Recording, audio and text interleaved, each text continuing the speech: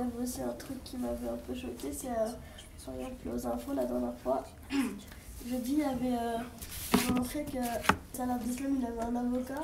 Moi je trouve que c'est pas bien parce que c'est un terroriste, il n'a pas à avoir un avocat. Donc toi tu penses que même si t'es un terroriste, t'as pas le droit d'avoir les droits que tout le monde peut avoir en fait. Mais il a tué des centaines de personnes. Oui, mais Quand tu parles sur injustice, un humain reste un humain. Voilà, c'est ça. Qu'il ait fait des choses très mal, c'est toujours un humain. Bah moi ça m'a choqué quand même. Après ça trouve, il peut être embobiné là, on ne sait pas en fait ce qu'il a. On ne sait pas ce qu'il a vécu, on sait pas. C'est difficile d'aider un terroriste, comment il fait pour supporter c'est quoi sa motivation pour se dire je vais le défendre et trouver des arguments à ce qu'il a fait alors que nous quand ça on se dit bah faut qu'il rentre en direct, mais comment il fait lui pour trouver des arguments pour défendre Salah Abdeslam? On ne sait pas forcément parce que peut-être qu'il a été commis d'office à mon avis. Mais même s'il est commis d'office, il doit trouver des arguments pour le défendre. Il a ses arguments, il a le droit à l'expression. Mais comment il fait pour défendre une personne qui a tué plein de gens? Bah, on ne sait pas, peut-être il va lui raconter son histoire et son histoire c'était qu'il a été obligé. Ouais, il a dit l'avocat. Excuse-moi. Il a dit je trouve grave qu'on ne reconnaisse pas à certains le droit d'être défendu. Bah c'est vrai. Voilà. Et là c'est marqué dans le truc, avez-vous hésité à assurer sa défense? Après il a dit pas du tout. Et puis il y en a plein dans les commentaires qui disent les assassins qui tuent des innocents par plaisir ne méritent pas d'être défendus.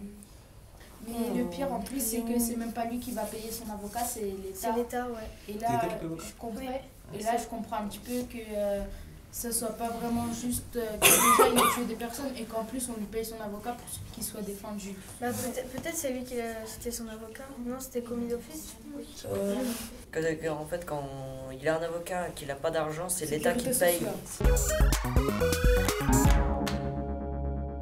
On pourrait leur demander pareil, à des gens qui étaient pauvres avant, qu'est-ce que ça fait de passer à pauvre à riche? Qu'est-ce que ça faisait avant d'être pauvre? Quel sentiment ça donnait et quel sentiment ça donnait d'être riche maintenant?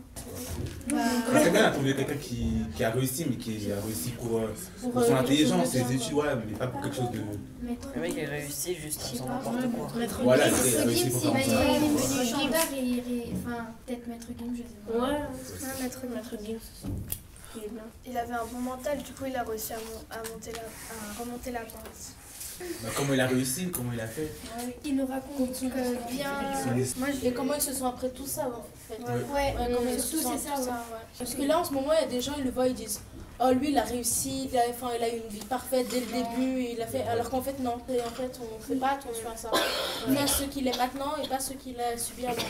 Après moi je trouve on se plaint beaucoup qu'on a une vie difficile et tout, mais en fait il y en a qui ont le pire, par exemple les petits Africains ils ont rien à boire, rien à manger. Mais en Afrique il y a des gens riches et il y a des gens pauvres. L'Afrique elle a un peu la réputation d'être pauvre alors qu'il y a des endroits où ils sont super riches. Il y a des camps de migrants où il y a de la boue, ils vivent dans la boue et ils ont pas beaucoup de choses pour manger et tout ça. Ce serait bien de mettre en avant les personnes pauvres. Parce que les migrants, c'est pas de simples pauvres, ils ont tout un truc.